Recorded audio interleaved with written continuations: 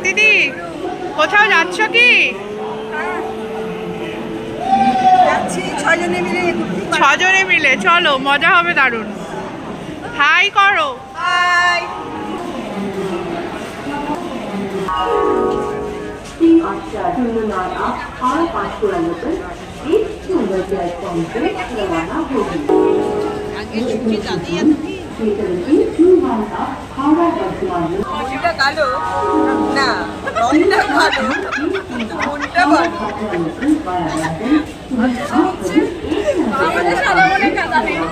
এই আমাদের কাটোয়া লোকাল আসছে, আমরা এই কাটোয়া লোকালে করে আজকে যাব। নমস্কার দর্শক বন্ধুরা, তোমাদের স্বাগত আবার নতুন একটা ব্লগে। আর দেখো আমরা পাশাপাশি থ্রি মাস্কেটিয়ার্সই কিন্তু বসে আছি। থ্রি মাস্কেটিয়ার্স আবার চলেছি নতুন অভিযানে, আর সেখানে তোমাদের সবাইকে স্বাগত। আজকে 7 নভেম্বর আর টাইমটা হচ্ছে 8টা, কারণ 8টাতেই কাটোয়া লোকাল ছেড়েছে। আমরা কাটোয়া লোকালে করে যাচ্ছি।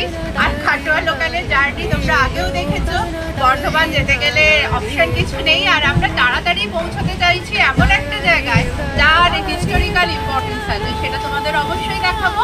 আর এবারে আমাদের সঙ্গে থ্রি মাস্কেটিয়ার্স আমরা ছাড়াও আরো 3 জন মাস্কেটিয়ার্স আছে, মানে আমরা 6 মাস্কেটিয়ার্স আজকে আমাদের অভিযান। এই যে তোমাদের বলেছিলাম আজকে আমরা 6 মাস্কেটিয়ার্স, তার মধ্যে প্রথমেই হচ্ছে স্বাতী। ও একজন ইম্পর্টেন্ট পার্সন, ওর কথা পরে বলছি। আর তারপরেই কাকলি। কাকলিকে আগে তোমরা দেখোনি, কিন্তু কাকলি খুব হেল্পফুল, সেটা পরে বুঝতে পারবে। আর এই হচ্ছে মঞ্জু। মঞ্জুর সঙ্গে আগে পরিচয় হয়নি, তো এই ব্লগে হয়ে যাবে। এই হচ্ছে গার্গী, আমরা সবসময় বলি one and only Gargi, Bombay ফেরত আমাদের হিরোইন। এই হচ্ছে গুড্ডি, ওর ভালো নাম আছে কিন্তু ওভারল্যাপ করে যাবে বলে ভালো নামটা বলছি না।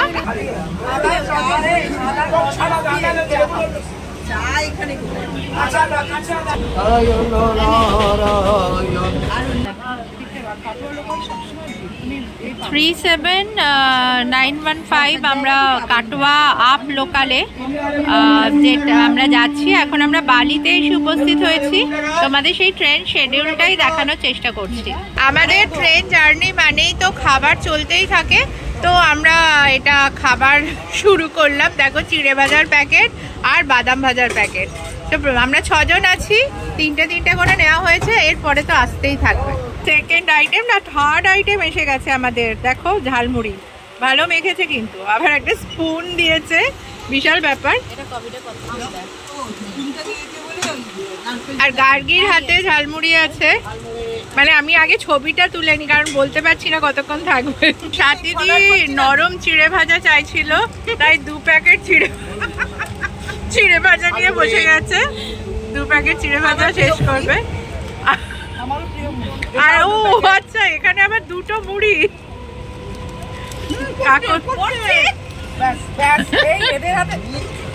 এই আমাদের ট্রেন চন্দননগর ছেড়ে দিল, আর চন্দননগর মানেই সেই জগদ্ধাত্রী পুজো। আর এখন জগদ্ধাত্রী পুজোরই সময়, আজকে বোধহয় ষষ্ঠী, নিশ্চয়ই এখানে প্রচুর ভিড় হচ্ছে। সোনপাপড়ি ব্রেক, কত যে ব্রেক চলবে যতক্ষণে পৌঁছবো। মনে হয় কটা হবে, 10-12টা আইটেম হয়ে যাবে মনে হয়। দেখা যাক কটা হয়, তোমরা গুনতে থাকো কিন্তু। আর প্লিজ কমেন্ট করে জানিও যে তোমরা ট্রেনে উঠলে এরকম করো কিনা। পেয়ারার সঙ্গে লাল চা, তার সঙ্গে পাঁপড় ভাজা, যা কম্বিনেশন, মানে মোটামুটি গুপ্তিপাড়া ঘুরে সুস্থভাবে পৌঁছতে পারলে পাচ্ছি। ছোটবেলায় এইভাবেই ট্রেন জার্নিতে পাঁপড় ভাজা খেতাম, সেই ছোটবেলা আবার ফিরে এসেছে। দেখো আর কে করছে সেটা দেখো, মা লাগিয়ে দিচ্ছে।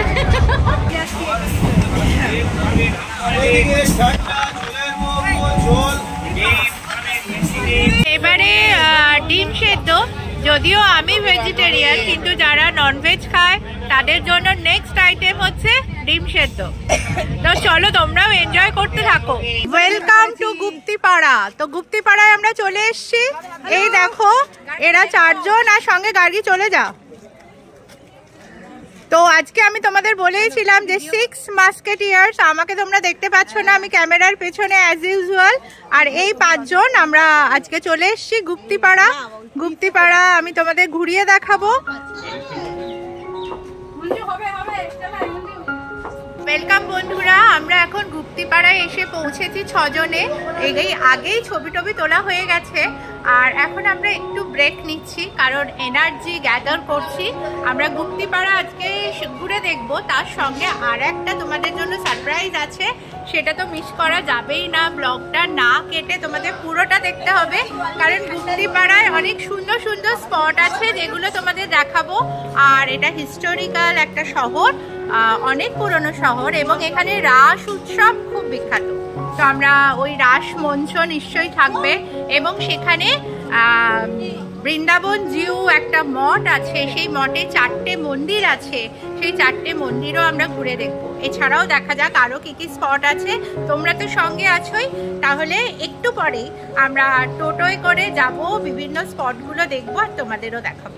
বেরিয়েই দেখো সামনে টোটো স্ট্যান্ড, এখান থেকে দরদাম করে তোমরা টোটো নিয়ে নিতে পারো।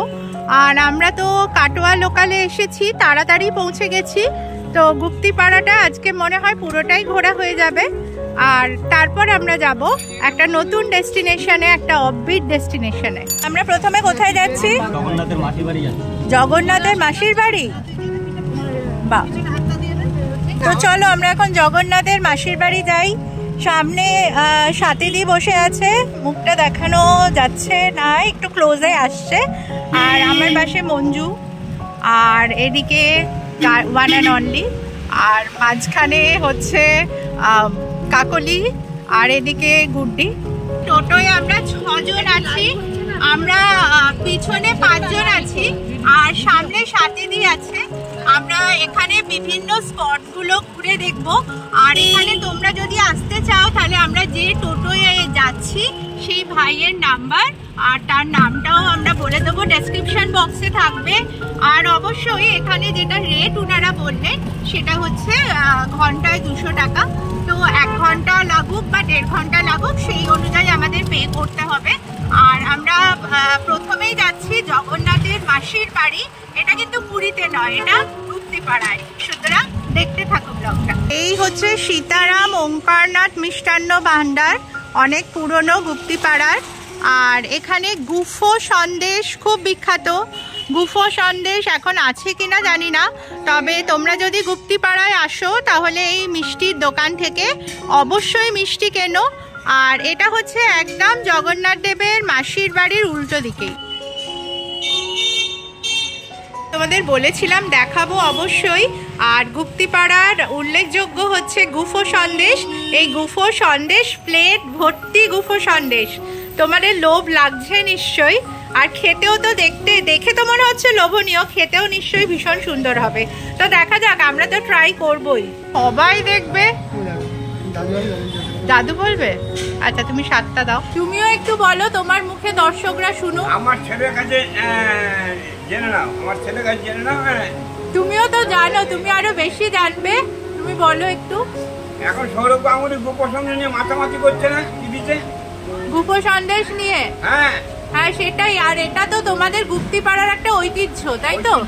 হ্যাঁ। এই যে যখন পেয়েছে আমাদের গুপো সন্দেশ দেবী, কালকে নিয়ে গেছে একজনা 70 জোড়া। আচ্ছা আচ্ছা, একজন 70 জোড়া নিয়ে গেছে, খুব বিক্রি এবার। আচ্ছা, গুপ্তিপাড়া আর গুপ্ত বৃন্দাবন থেকে এই গুপো সন্দেশ কাম করা হয়। আচ্ছা, গুপ্ত বৃন্দাবনই কি বৃন্দাবন চন্দ্র জিউজির মঠটা? হ্যাঁ ওটাই। আচ্ছা, ওখানে কি এই মিষ্টি ভোগ হিসেবে দেওয়া হতো? না না, আচ্ছা, উনার নামকরণ থেকেই হচ্ছে। আচ্ছা, থ্যাংক ইউ ভাই। গার্গী বলেছে আর তুলেই দেবো না নাকি আমার ভিডিও? তুলেই দেবো না আমি। যাই হোক, এখন কাকলি খাচ্ছে। কাকলি একটু দূর থেকে তুলতে হবে পরের ভিডিওগুলো। আর এই যে চ্যাম্পিয়ন গুড্ডিও খাচ্ছে, আর সাথীদিও খাচ্ছে, কিন্তু দেখাতে পাচ্ছি না। 4টে ডাব একা গার্গী খাচ্ছে, কি আর করা যাবে, ওর ভীষণ কিছু নেই। হ্যাঁ, ওর কাছে এখন নেই, কিন্তু সমস্ত লোকজন ডাব কিনে ওকেই দিচ্ছে, কারণ ও বম্বে থেকে এসছে, ওর গরমটা এখানে বেশি লাগছে। গুপ্তিপাড়ায় যে রথ বিখ্যাত, সেই রথ কিন্তু এখানে বাকি সময়টা এরকম ভাবে একটা টিনের শেডে ঢাকা থাকে।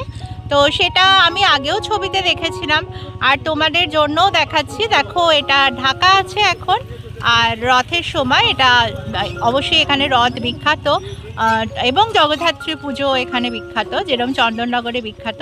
তো সেই জন্য এখানে এই রথটা তোমাদের দেখিয়ে দিলাম যাওয়ার পথে। আমার ঠিক পিছনে যে মন্দিরটা আছে সেটা বৃন্দাবন চন্দ্রজির মন্দির, এবং এই মন্দিরটা সব থেকে উঁচু।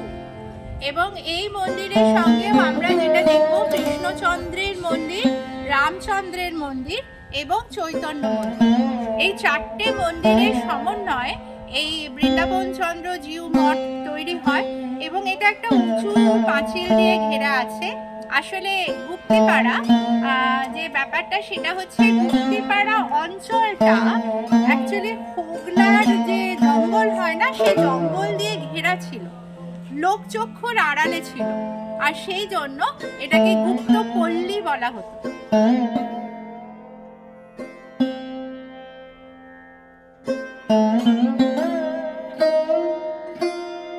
পিছনে যে মন্দিরটা আছে সেটা দেখছো, এটা লাল পোড়ামাটির তৈরি একটা মন্দির। এটাই হচ্ছে রামচন্দ্র মন্দির, এবং এই মন্দিরের গায়ে তোমাদের কাছ থেকে দেখাবো যে পোড়ামাটির কাজ আছে, যেটাকে আমরা টেরাকোটা কাজ বলি। সেই টেরাকোটা কাজ কিন্তু ভীষণ সুন্দর। এখানে যেমন রামায়ণের বিভিন্ন ঘটনার কথা উল্লেখ আছে, সেরকম রাজরাজের যুদ্ধ এবং তাদের নৌকা বিহার এবং বিভিন্ন ঐতিহাসিক ঘটনাগুলো এই মন্দিরের গায়ে অলঙ্কৃত আছে, যেটা দেখতে সত্যি খুব সুন্দর। কারণ এই শিল্প তো আমাদের দেশ থেকে হারিয়ে যাচ্ছে, আমাদের উচিত এটাকে সংরক্ষণ করা। তাই আমরা আজকে গুপ্তিপাড়ার এই বৃন্দাবন চন্দ্র মঠে এসেছি, এবং রামচন্দ্রের মন্দিরের সামনে আমি দাঁড়িয়ে আছি। কাছ থেকে মন্দিরটা তোমাদের দেখাই যাবে। এই যে দেখো টেরাকোটার অপূর্ব কাজ।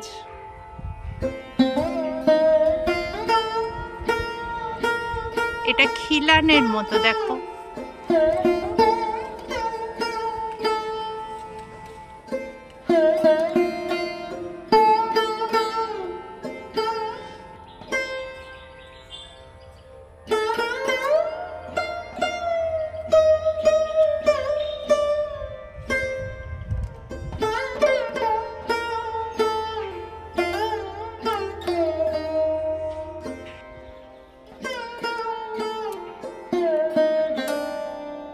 এই মন্দিরটি একচালা বিশিষ্ট, এবং এই মন্দিরের গর্ভগৃহে আছে রাম, সীতা, লক্ষ্মণ এবং জগন্নাথ বলরাম এদের মূর্তিও।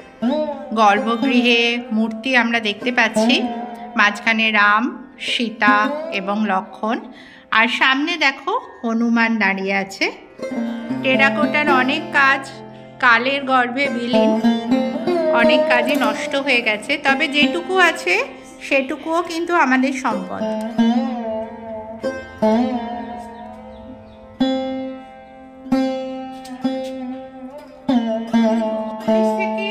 1743 সালের মধ্যে এই মন্দির রামচন্দ্র রায়ের মন্দির, আর এই মন্দিরে কিন্তু বাকি চারটে মন্দিরের মধ্যে যেহেতু এই টেরাকোটার যে কাজটা আছে সেটা খুব সমৃদ্ধ, তাই এই মন্দিরটাই সব থেকে সুন্দর।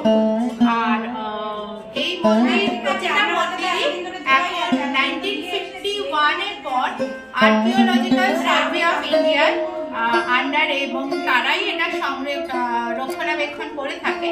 তো আর্কিওলজিক্যাল সার্ভে অফ ইন্ডিয়াকে থ্যাঙ্কস এই আমাদের দেশের সম্পদকে এইভাবে বাঁচিয়ে রাখার জন্য। তো রামচন্দ্রের মন্দির দেখে এবার আমরা হয়তো কৃষ্ণচন্দ্র বা বৃন্দাবন চন্দ্র মাঝখানে যেটা সব থেকে বড় মন্দির সেটা দেখতে যাব। তাহলে চলো আমাদের সঙ্গে তোমরা। আটচালার মন্দিরে দাঁড়িয়ে আছি, এটি হলো বৃন্দাবন চন্দ্রের মন্দির, আর এই মন্দিরটাই সব থেকে উঁচু এখানে।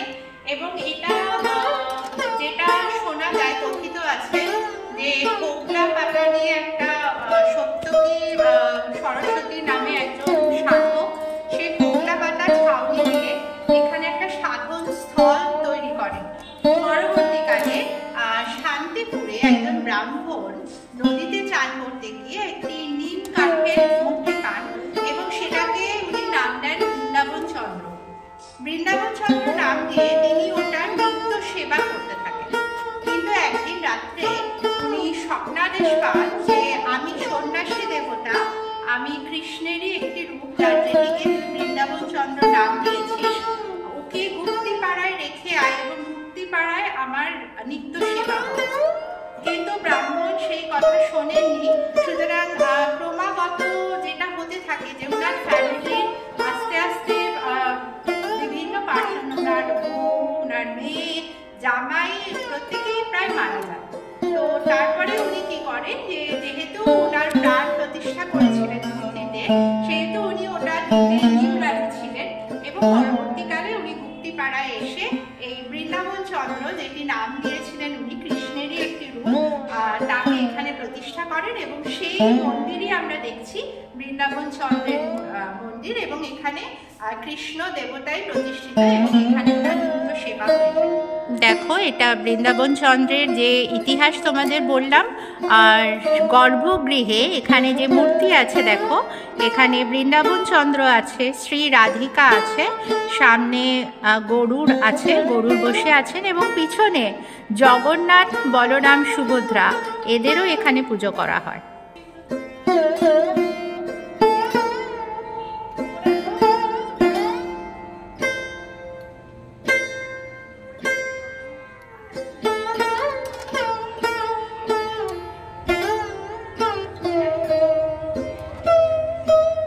এটি একটি আটচালা বিশিষ্ট মন্দির। দেখো মন্দিরের গায়ে কারুকার্যগুলো দেখো শুধু।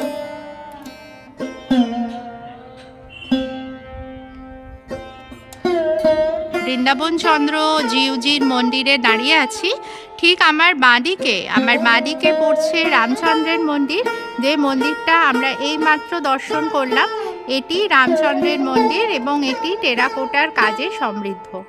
ডান দিকে যে মন্দিরটা দেখতে পাচ্ছ, এটি কৃষ্ণচন্দ্রের মন্দির এবং এই কৃষ্ণচন্দ্রের মন্দিরটিও কিন্তু খুবই প্রসিদ্ধ এবং এটিও আটচালা নির্মিত একটি মন্দির।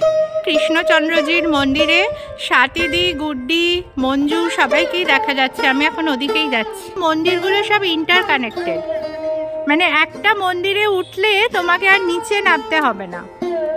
এই যে গার্গী আসছে, এটি চৈতন্যজির মন্দিরের গর্ভগৃহ। এখানেও দেখো রাধা কৃষ্ণের মূর্তি নিত্য সেবা হয়ে থাকে। এই মন্দিরটিও কিন্তু আটচালা নির্মিত।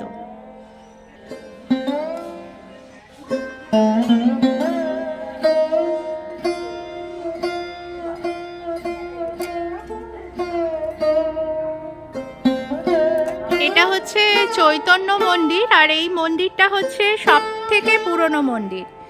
এই মন্দিরটির অবস্থান বৃন্দাবন চন্দ্র আর কৃষ্ণচন্দ্রের মন্দিরের ঠিক মাঝামাঝি, কোনাকুনি অবস্থান বলতে পারো। যে মূর্তিগুলি আছে দেখো, তোমাদের দেখাচ্ছি।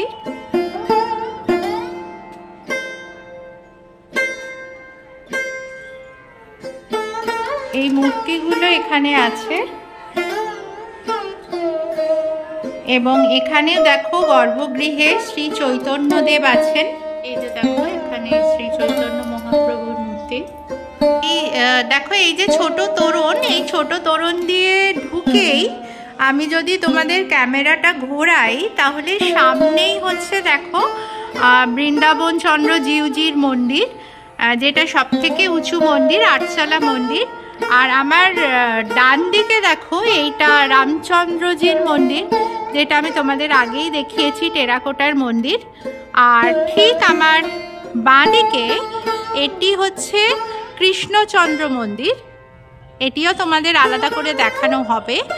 আর দেখো ঠিক বৃন্দাবন চন্দ্রজি আর কৃষ্ণচন্দ্রজির মাঝে দেখো একটা পুরনো মন্দির দেখা যাচ্ছে, ওই মন্দিরটি হলো চৈতন্য দেবের মন্দির। আমরা এখন মঠ থেকে বেরিয়ে যাচ্ছি। এটি গুপ্তিপাড়ার প্রধান আকর্ষণ ছিল। আমরা অনেকটা সময় এখানে কাটালাম। 3.1 কিলোমিটার বিস্তৃত এই মন্দির প্রাঙ্গণ। আর এটা একটা বিশাল বড় আমবাগান আছে, বৃন্দাবন জিউজির আশ্রম এটা। দেখো এখানের প্রধান জমিদার বাড়ি, এটা কার নামে বললে? এই যে কীর্তিচন্দ্র সেন।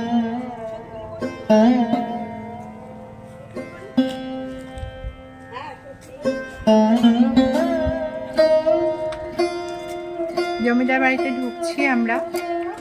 যেরকম হয় বড় বড় খিলান,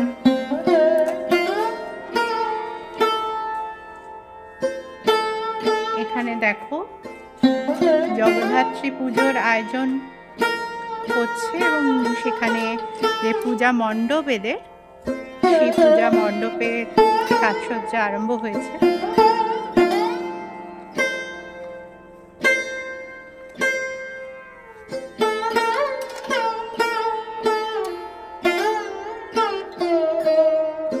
দেখো এখানে কত শিউলি ফুল পুড়ে, তো সেই শিউলি ফুল পুজোর সময় নাকি তোলা হয়নি, সেই জন্য ওরা তুলতে এখন ব্যস্ত। নাচে পোজে কাকলি শিউলি ফুল একটা করে দিচ্ছে আর গুড্ডি সেটা হাতে নিচ্ছে, বেশ ভালো লাগছে দেখতে। টোটো দাঁড়িয়ে আছে আমাদের, আর সামনে দেখো এটা জোড়া শিবের মন্দির, এখানে জমিদার বাড়ির পুজো টুজো দেওয়া হয়। আর গার্গী টোটোয় বসে আছে, ও নামেনি। নামটা একটু ভিডিওতে আমাদের বলে দাও, যাতে পরে যারা আসবে ঘুরতে তারা তোমার সঙ্গে যোগাযোগ করতে পারে, আর তার সঙ্গে ফোন নাম্বারটাও বলে দাও। আমার নাম হচ্ছে গিয়ে শুভঙ্কর মালো, গুপ্তিপাড়ায় বাড়ি। Mobile number 7477644694।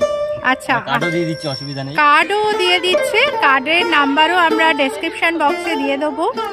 আমরা এখন গুপ্তিপাড়া জেটিতে এসে উপস্থিত হয়েছি। এই জেটি থেকে আমরা লঞ্চ নিয়ে শান্তিপুর যাব। শান্তিপুর নামটাও তোমাদের কাছে চেনা, তোমরা শিয়ালদা থেকে ট্রেনেও শান্তিপুর আসতে পারো। সকাল সকাল শিয়ালদা থেকে শান্তিপুর লোকাল ধরলে আর শান্তিপুরে গিয়ে 9:30 10টায় নেমে গেলে। কিন্তু আমাদের প্ল্যান ছিল একটু অন্যরকম, কারণ আমরা সবসময় অফবিট পছন্দ করি, তাই আমরা কাটোয়ার লোকালে আমরা হুগলির গুপ্তিপাড়া দেখলাম, আর গুপ্তিপাড়া দেখে এখন আমরা যাচ্ছি শান্তিপুর। এই আমরা স্টিমারে উঠে পড়েছি, এটা যাত্রীবাহী লঞ্চ। এই যাত্রীবাহী লঞ্চ করে আমরা হুগলি থেকে, হুগলির অপর পাড়েই কিন্তু নদিয়া, শান্তিপুরে কোথায় যাচ্ছি সেটা অবশ্যই তো তোমরা দেখবে কোথায় যাচ্ছি। তো এখন আমরা লঞ্চে কিন্তু উঠে পড়েছি। এই যে একে একে আমাদের দলের সদস্যরা, মানে এক একটা বিচ্ছু তারা আসছে।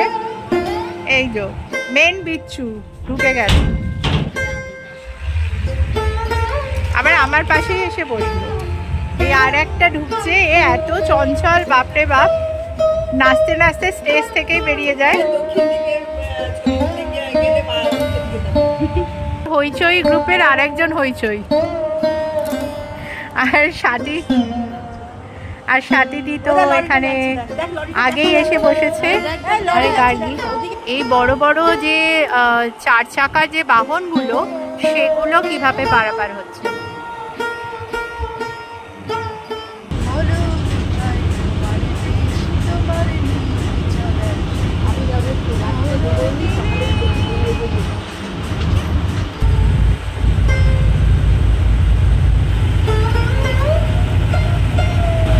এই দেখো কাছ থেকে দেখা যাচ্ছে একদম যাত্রীবাহী যে স্টিমারগুলো। দেখো এখানে লরি আছে, আমরা বার্জ বলি এগুলোকে।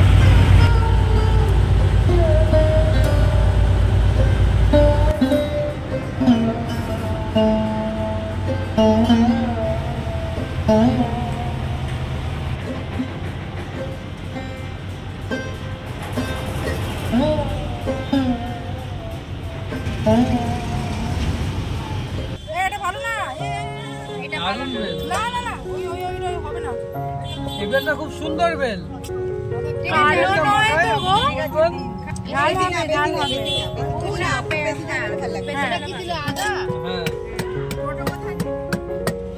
ওটাই সামনে।